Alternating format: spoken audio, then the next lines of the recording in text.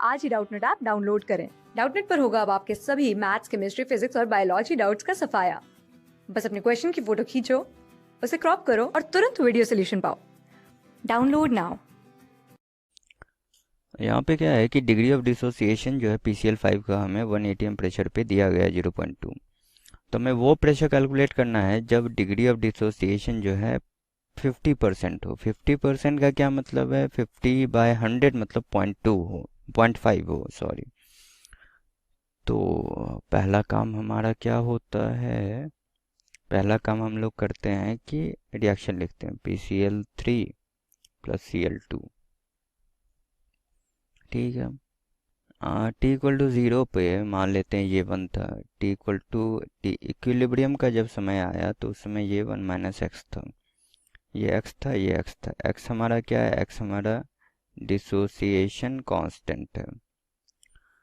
तो अब हम लोग क्या करेंगे कि डिसोसिएशन कांस्टेंट हमारा है या डिग्री ऑफ डिसोसिएशन है, तो इसकी वैल्यू कितनी दी हुई है हमारे पास? 0.2।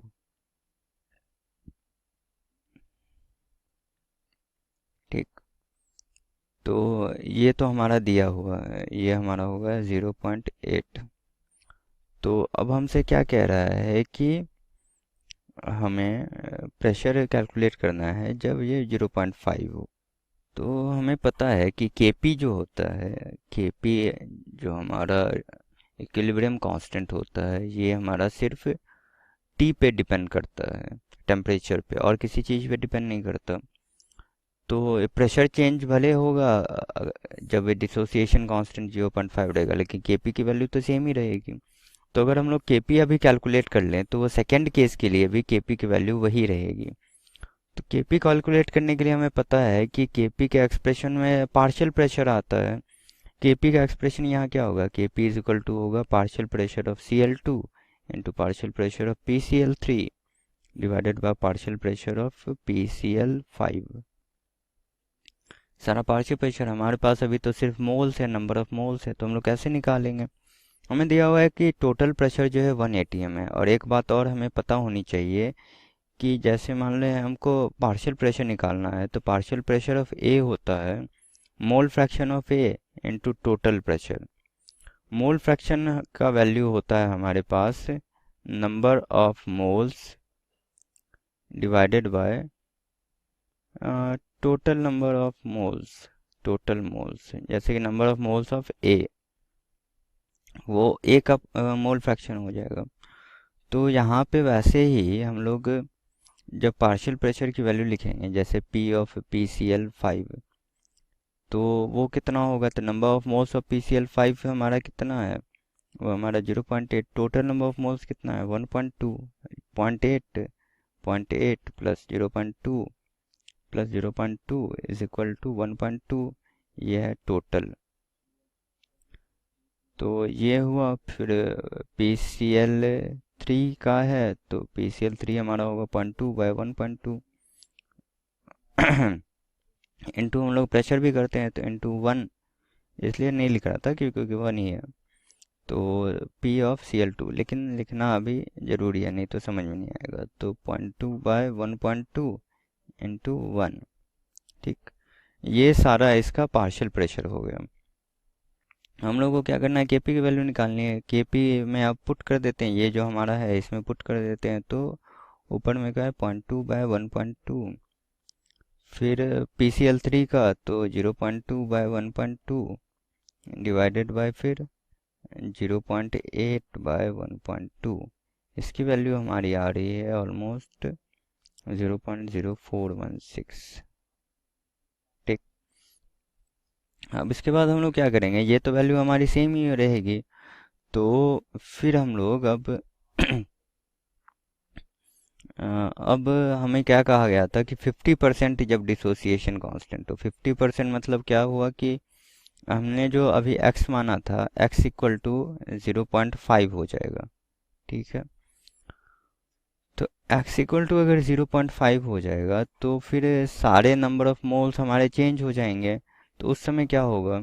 तो x इक्वल टू 0.5 के समय में नंबर ऑफ मोल्स ऑफ इस वाला, ये जो हमारा ये जो हमने रिएक्शन के साथ इस समय लिखा था, ये जैसे PCl5 है, ये हमारा PCl3 है, ये हमारा Cl2 माइनस है।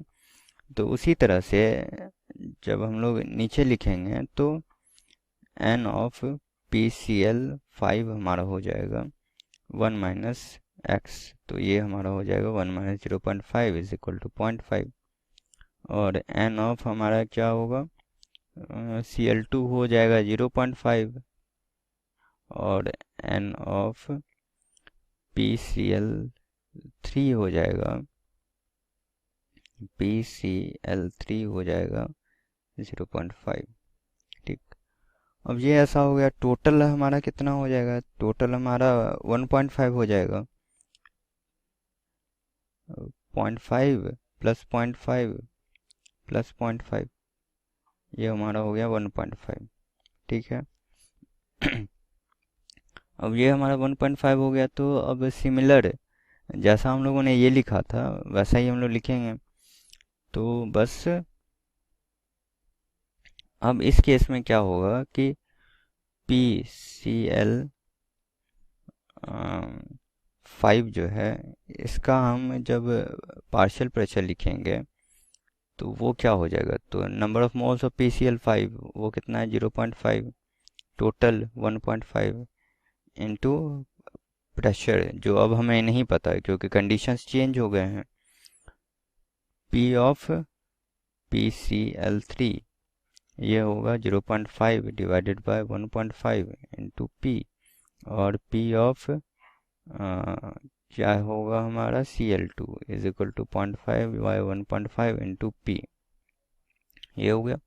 अब Kp का एक्सप्रेशन जब लिखेंगे तो सिमिलरली जैसे पिछली बार हम लोगों ने लिखा था वैसे ही लिखेंगे। तो ऊपर क्या होगा, प्रोडक्ट वाले, तो 0.5 divided by 1.5 into P into 0.5 divided by 1.5 into P और divided by 0.5 by 1.5 into P। ये कटेगा, इधर आएगा हमारा Kp का वैल्यू जो है, जो पहले था वही कांस्टेंट रहेगा, तो यही वैल्यू होगी Kp की जो इस समय हम लोग ने निकाली थी, ये होगा 0.0416। तो यहाँ से हमारा आ जाएगा P की वैल्यू आ जाएगी 0.1248 atm, हमारा आंसर हो जाएगा। क्लास 6 से 12 से लेके नीट, IIT, JEE मेंस और एडवांस के लेवल तक 10 मिलियन से ज्यादा स्टूडेंट्स का भरोसा। आज ही डाउनलोड करें डाउटनेट ऐप या व्हाट्सएप कीजिए अपने डाउट्स 8400 400 400 पर।